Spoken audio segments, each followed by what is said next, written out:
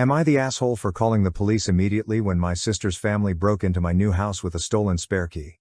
Hello, Reddit. I, 27F, feel like I've spent the majority of my life in the shadow of my older sister, Anna, 30F. She's always been the favorite, you know, the one, smart, social, and capable of charming her way out of any situation. Meanwhile, I've been called the irresponsible one, which in my family simply refers to the one who does all of the work but receives no credit. Growing up, Anna always had the best of everything. Her birthdays were large garden festivities complete with bounce castles and pony rides. Mine. A pizza party in the dining room featuring a cake from the grocery store bakery. Anna got the Barbie dream house for Christmas, whereas I got a second-hand counterfeit with a missing elevator. My parents would simply remark, "You don't need all that fancy stuff," or, "Be grateful for what you have." However, Anna's gratitude was never required in the same manner. The big separation occurred when I entered college. I had worked hard in high school, juggling AP classes and extracurricular activities to maintain a high GPA. I was admitted to a local university and believed I had a great plan. I'd commute from home to economize on dorm fees. Anna had attended her dream school, and my parents had funded everything. So I figured they'd benefit me, too. Wrong. When I mentioned my plan to live at home, my mother looked at me as if I had just suggested we relocate to Mars. "If you're staying here, you'll need to contribute," she added casually. Anna got a full ride from us because she deserved it. You need to learn responsibility. I was 18 and preparing to enter college, and they were already talking about me paying rent. Contribute turned out to be $400 per month for rent and electricity, plus my personal groceries. That may not seem like much unless you're a broke college student working part-time at a bookstore for $9 per hour. I attempted to explain, reminding them that they had covered everything for Anna, that she had never had to worry about money at school. Mom simply shrugged. "We gave Anna what she needed," she stated. "You're different. You're independent. You'll figure it out." So I did. I worked as many hours as I could at the bookshop, occasionally skipping meals to make ends meet. Every morning, I would pass past the campus coffee shop, envious of the students who could purchase lattes and pastries while I brown-bagged PB&J sandwiches and drank free coffee from the bookstore break room. I never bought a textbook at full price. Everything was used or borrowed from the library. Every month I handed over the $400 to my parents while Anna was away at her out-of-state school, living in a brand new dorm that my parents had purchased for. She contacted me once to complain about her dorm's AC not being chilly enough, and I almost lost it. I didn't have air conditioning in my automobile since I couldn't afford to fix it. My parents continued to send Anna money each month. I once overheard Mom on the phone saying, "We don't want her to struggle. College is difficult enough." I stood in the kitchen, clutching my $1 ramen noodles, wondering why none of that compassion was ever shown to me. To make matters worse, my parents were continually praising Anna for her accomplishments. She earned a 3.2 GPA in her communications department, and they threw her a lavish graduation party complete with a catered buffet and a DJ. When I graduated with a 3.9 and a computer science degree, we had a peaceful meal at home. Mom prepared lasagna and replied, "Well, we don't want to make a fuss." Looking back, I believe what stung the most was not the absence of financial assistance, but the apparent message that I didn't count as much. Anna was always portrayed as the star with potential, while I was just there. Even when I achieved it, it was overlooked. "Kate's smart. She doesn't need help," they'd say. It seemed like being capable was a curse. After college, I moved out as quickly as possible.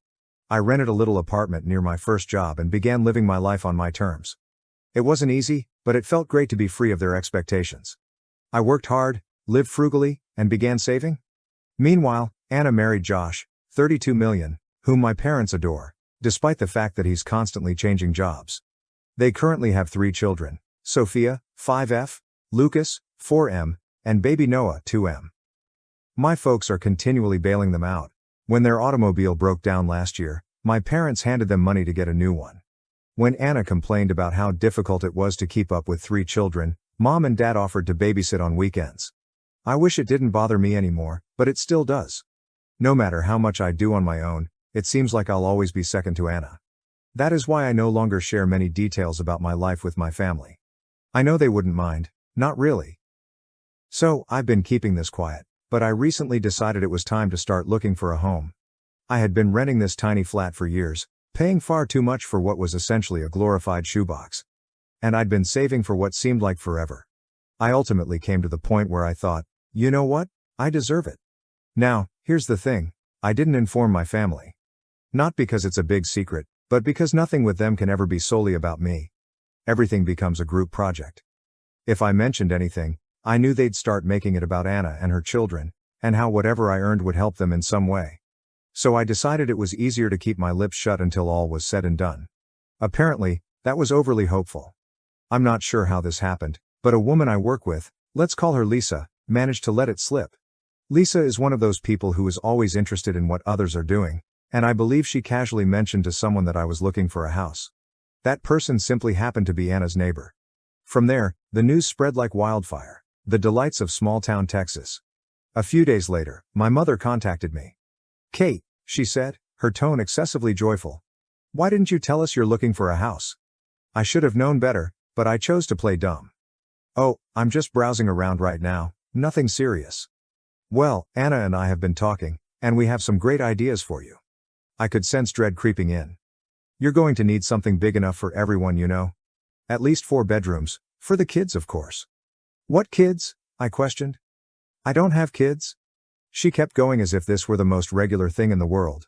"You'll need space for Anna's family when they visit. And for us too. Oh, and it'd be great if it was close to Anna's place." I'm not sure why I was startled. She had already turned my potential house into the solution to their issues. I said something non-committal and hung up the phone as quickly as I could, thinking it was a one-time occurrence. But, oh dear, it wasn't. My mom and Anna began flooding me with house listings after that. I'm not exaggerating when I say it turned into a part-time job for them. Every day, I'd receive at least a dozen links to ludicrous houses, large homes with 4 or 5 bedrooms, pools, 3-car garages, and the works. It was as if they assumed I was looking for a reality TV mansion. One day, Mom texted, "Did you see that one on Maple Street? It's a huge one, just perfect." Another time, Anna emailed me a link to a 6-bedroom property with a remark that read, "This would be so suitable for us. We finally have space to spread out. United States." I stared at the message for a good minute, wondering how my property purchase had become a collaborative endeavor. What is the worst part? They were not even pretending it was about me. Every place they recommended was oriented toward Anna's family. "This one has a finished basement, Josh could turn it into his man cave. The kids would love the pool in this one. Look, Kate. There's even a guest room for Mom and Dad when they visit." It was exhausting. At first, I attempted to gently lead them away, assuring them that I was only shopping for something modest for myself. But that simply made matters worse. That's when I decided to cease responding. I silenced the group chat and disregarded their messages. I assumed they would finally get the point and move on. Meanwhile, I continued searching for houses on my own. I spent my evenings reading through Zillow and my weekends looking at open houses. I didn't tell anyone where I was going, and I avoided anything slightly related to Anna's area. I didn't want to run into anyone who might tell my mother. After weeks of looking, I finally found it, a little 2-bedroom cottage just outside the city. It had everything I desired. A nice little porch, a sunny kitchen, and a lawn large enough for a garden. It wasn't elegant, but it felt familiar. The moment I stepped through the door, I knew it was mine. I submitted an offer, and after a few nerve-wracking days, it was approved. I can't even explain how fantastic it felt. For the first time in my life, I was doing something solely for myself, with no influence from anyone. Of course, I did not inform my family. I decided to let them keep delivering their helpful suggestions while I silently moved forward. But then my mother called me out of nowhere. "We're having dinner next weekend. You're coming, right?" I nearly said no. But then I had a thought. You know what? Let's get this over with. So I'm going to this dinner, and I already know what it will be like. They'll probably have a full PowerPoint presentation prepared. Here comes the fun part. I'm about to reveal that I've already purchased a home. I won't sugarcoat it either. I can already hear theatrical gasps and complaints. Thank you for sticking around. I'll send you an update after dinner. Update 1. First and foremost, I'd like to thank everyone who left comments and advice on my previous article. I promised to update you after dinner, so here we go. Buckle up, because there was a lot. So I arrived at my folks' place last Saturday at precisely 6 p.m., mentally prepared for whatever rubbish they were about to throw at me. The moment I went in, there was already commotion. The kids were shouting, Josh was sitting on the couch watching TV, and my mother was busy in the kitchen. She looked over and said, "Oh good, you're on time for once. We are off to a good start, right?" We sat down for supper and the conversation began with the normal small talk. Dad complained about gas prices, Josh about something at work, and Anna about how difficult it was to manage 3 children. Noah keeps waking up in the middle of the night, she explained, scooping mashed potatoes onto her plate. We're just so cramped. I feel like I'm losing my mind. I knew where this was going, but I played along, nodding sympathetically while concentrating on my lasagna. Then my mother cleared her throat in the manner she did before making an announcement. Kate, she replied with a huge smile, we've been talking, and we think we found the perfect house for you. I almost choked on my water. Of course, they'd arrive with a plan. Oh? I asked, keeping my tone as neutral as possible. Yes, Anna chimed in. It's a beautiful place, and it's only a few blocks from us. It has 5 bedrooms, a huge yard for the kids, and even a guest suite. Mom interrupted before I could respond. It's perfect for everyone.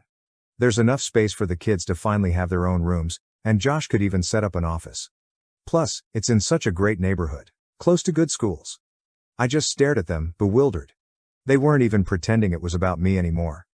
So, Anna replied, smiling as if everything was settled, we can go see it tomorrow if you want. That's when I decided I'd had it. Actually, I responded, setting down my fork. I've already bought a house. The room went completely silent. Even the children stopped making noise. What? Mom asked, her voice harsh. I bought a house, I reiterated. It's a small, 2-bedroom cottage just outside the city. It's perfect for me. For a little moment, I considered whether they would be pleased for me. Mom's face turned red, and Anna's mouth virtually dropped to the floor. A cottage? Anna finally asked, her tone full of skepticism. How are we supposed to fit in a cottage? You're not, I informed you, because it's my house. I bought it for me. Mom stepped in before Anna could react. Kate, how could you make such a big decision without consulting us? We've been working so hard to find the perfect place for you. No, I replied, trying to maintain my cool. You've been working hard to find the perfect place for Anna and her family. I didn't need your help. I knew what I wanted, and I bought it. Anna's voice became quite high-pitched, as if she were about to cry. But we need this, Kate. Do you know how hard it is for us in that tiny apartment? The kids have to share a room, and Noah's crib is in our bedroom. It's not fair to them. I took a big breath, hoping not to lose it. That's not my problem, Anna. I've worked hard to get to this point, and I'm not giving up my dream house to fix your situation. That's when Dad decided to join in. He smashed his hand upon the table. You're being selfish, Kate. Family is supposed to help each other. What's wrong with you? I stood up, my heart racing. I'm not selfish. I'm finally standing up for myself. And if that makes me the bad guy in your eyes, so be it. The place erupted into turmoil. Anna was crying. Mom was ranting about how she had raised me better. Dad was complaining about how dissatisfied he was.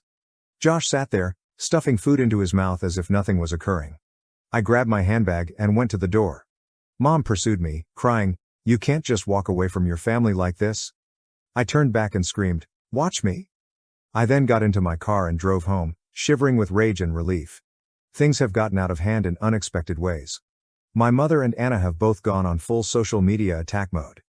Anna shared images of her children packed close on their bunk bed with remarks like, "All they want is a little space to grow, but I guess some people think family isn't worth helping anymore."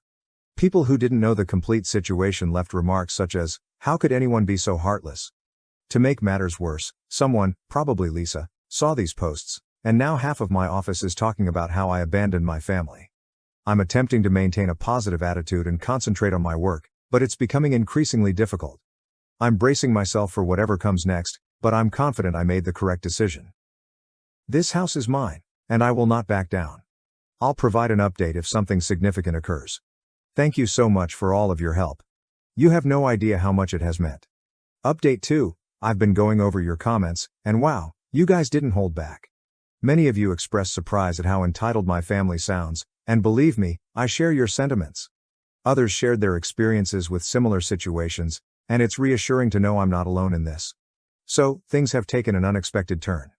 My mother unexpectedly visited my apartment yesterday. She was standing there with an apple pie, not my favorite, I prefer cherry, and the fakest smile I'd ever seen. "Hi Kate, I thought I'd stop by and see how you're doing," she said, as if she hadn't been part of the social media mob attacking me in weeks. Against my better judgment, I allowed her in. She placed the pie on the counter and gazed around my home as if she were taking inventory. "I wanted to apologize," she began, her voice full of fake sweetness. "Things got a little heated, and I realize now that we were wrong to push you like that. You've worked hard for this house, and I should have respected your decisions." Something about her tone did not sit well with me. Then she launched into a lengthy speech about how pleased she was of me and how the stress of Anna's condition had caused everyone to behave out. "But that's no excuse," she added, giving me a sad, almost imploring expression. "I was thinking maybe we could have a fresh start. I'd love to come over again sometime, maybe bring Anna and the kids. It'd be nice for everyone to see your new place." So there it was. The actual motive behind her visit. After she went, I couldn't shake the feeling that something was wrong. Later that night, I recognized what was bothering me. She'd spent an unusual amount of time inspecting my locks and inquiring about my relocation timeline. My suspicions were verified when I returned home from work today and discovered my spare key missing, the one I had mistakenly left on the kitchen counter during my mother's stay. My phone vibrated just as I was processing this. My next-door neighbor sent me a text. "Hey, I noticed some folks trying to peep into your windows last night. It looked like a couple with children. Is everything okay?" I quickly phoned a locksmith to replace all of the locks. I'll also install security cameras first thing tomorrow morning. I can't believe they would go this low, but I'm also not surprised. I've stopped answering phone calls and texts from anyone in my family. Mom's apology was obviously simply a reconnaissance operation, and I'm done giving them the benefit of the doubt. The disturbing issue is that I don't think they'll stop. Dad left a voicemail stating, "This isn't over, Kate. Family has to stick together, whether you like it or not." At this point, it seems like a threat rather than a concern. I'm currently documenting everything, every text, voicemail, and suspicious incident. My gut tells me I'll need this record shortly. I will keep you updated if anything else happens. Reddit, thank you for all of your support. It's incredibly helpful to have folks confirm that I'm not insane for demanding fundamental boundaries. Update 3. Hello Reddit, I never imagined I'd be posting this update, but here we are. What happened today has left me absolutely disturbed, and I am still trying to digest everything. I went out this morning to conduct some basic tasks, such as food shopping and picking up a box from the post office. When I arrived home at noon, I saw something peculiar. Anna's SUV was parked directly in front of my house. My heart sunk immediately. I approached the door, fumbling with my keys, and heard voices within. Anna, Josh, and the kids were at my place. The atmosphere inside was complete mayhem. Sophia and Lucas were sprawled on my couch, surrounded by munchies and toys. Noah was toddling about my living room, munching on a throw cushion. Josh was in the kitchen, looting my refrigerator, and Anna was in the sunroom, rearranging my furniture as if she were on HGTV. "What the hell's going on?" I managed to reply, my voice shaking from fury and disbelief. Anna looked up, unaffected. "Oh hey, Kate, we figured it'd be easier to just move in while you were out." I glanced at her, trying to understand what she had just said. "Move in?" "Mom gave us the key," she explained, nodding to the kitchen counter. "We truly needed the space, and your home is ideal for us. It could have been bigger if you'd listened to us, but we'll make it happen. Josh can now have an office instead of bickering." Instead of arguing, I took out my phone and dialed 911. "Seriously?" Anna replied, her voice full of incredulity. "Are you calling the cops on your own family? Watch me."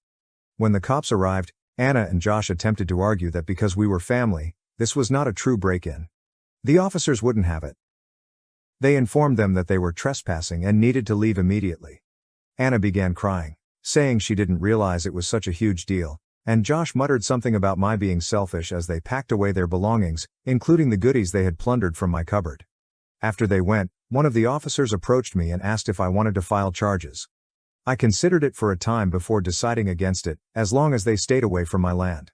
The officer nodded, saying they'd file a report if anything more happened. I've already phoned a locksmith to change the locks again, and I'll have a security system put in tomorrow. I've also hired a lawyer to create an official cease and desist letter to deliver to my parents, Anna and Josh. The letter describes everything they've done and expresses that if they continue to harass me, I will not hesitate to take legal action. I still can't believe my own sister felt this was appropriate and my mother gave them the key. I don't even have words for it. I will keep you updated if anything else happens, but perhaps this is the final straw. I am done giving them opportunities. Blood is not always thicker than water, particularly when it is dangerous. Update 4. I'd like to begin by thanking everyone who has followed this wild trip. After all of your comments and support, I believe I owe you a final report on the issue. Yes, I mean final, because I have formally severed all relations with my family. First came the guilt-inducing phone calls. Every single relative, including those I hadn't spoken to in years, began phoning me. My aunt, who hardly recognized my existence growing up, left a voicemail that read, "How can you do this to your sister? Family has to stick together." Then, my parents launched a smear campaign in our town. Mom shared photos of my house on Facebook. I'm not sure how she obtained them, with sentiments like, "It's so sad when someone forgets where they came from. Family sacrifices so much for you, and this is how they repay you." People who didn't know the complete scenario left comments accusing me of being ungrateful and selfish. Last week, Anna took it to a new level. She arrived at my business at lunch hour with all 3 children. I was in a meeting when our receptionist called to report that my sister was crying in the lobby and raising a disturbance. By the time I arrived, half of my coworkers had gathered to witness Anna theatrically tell how I was leaving her children homeless. I drew her aside and ordered her to leave. She responded by letting the kids run around the office while yelling about how I had plenty of space but was too selfish to share. Security had to take them out, and I had to have an embarrassing chat with my manager about keeping my personal concerns out of the office. The final straw arrived yesterday. My parents scheduled an intervention at their home. They informed my grandmother that I was suffering a mental breakdown and required family support. When I declined to attend, they attempted to have a local preacher visit my house to educate me on my family commitments. After consulting with my attorney, I took serious legal action. I applied for a restraining order against Anna and Josh, citing all of their harassment and the break-in. My lawyer also issued legal cease and desist letters to my parents regarding their social media posts and harassment. I've established a comprehensive security system that includes cameras and motion sensors, as well as changed my phone number and email address, which I exclusively share with trusted friends and my job. All of my social media accounts are now set to rigorous privacy settings, banning not only my family but also their friends and anyone who may feed them information. The most weird aspect of all of this is that they still appear to believe they are correct. My mother sent me one final email before I banned her, stating I was hurting her heart and that she had raised me better than this. She still doesn't get that this isn't about being mean or selfish. It is about setting basic boundaries and respecting oneself. But, you know what? For the first time in my life, I actually feel free. My house is just as I want it. I've started planting a garden in my backyard, which I'd always wanted to do but never had the space for. I'm making friends with my neighbors, those who don't report back to my family. I even adopted a cat, who is now snoozing in my sunny window. She is also not obligated to share her space with anyone she does not want to. Last weekend, I had a little housewarming celebration with some of my coworkers. We sipped wine and cheese on my lovely small porch, and no one said I needed more room or questioned my life choices. It was simply normal, joyful, and serene. I know some people may read this and think I'm callous for cutting off my family, but after 27 years of being treated as a backup plan, an ATM, and a solution to everyone else's issues, I'm finally putting myself first. Recognizing that family is more than simply blood, it's about respect, limits, and mutual support, can be the healthiest thing you can do. What about the house that sparked all of this drama? It's become my haven. Every morning, I wake up in my house, decorated exactly how I want it, with no one else's expectations to meet but my own, and I know I made the correct decision. Thank you to everyone on Reddit who has supported me on this trip. Your comments, guidance, and shared experiences helped me keep going when I was doubting myself.